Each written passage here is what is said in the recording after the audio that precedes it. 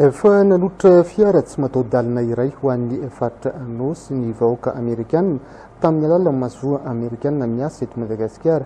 sy ny ONG CRS fitaovana izay hoentina namafisina sy anamorana ny fandrindrana ireo asa fampandrosoana eo anivon'ny faritra raha ny vanjavan'ny gouvernoura voary Rakoto Velonamantsoa porofo sy ny fiaraha-miasa matotra eo amin'ny gouvernemanta malagasy sy ny gouvernemanta amerikana ihany koa izao famatsinina fitaovana izao raha ny fanjavany dia rahantsika ny fanampanjavana.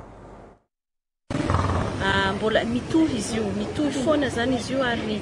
ny mpiara-miombonantoka dia naneho ny fahavononandreo foana amin'ny fanampiana ary mametraka ihany koa ilay hoe bonne gouvernance anatin'ny fandrindrana ny asa rehetra ka zava-dehibe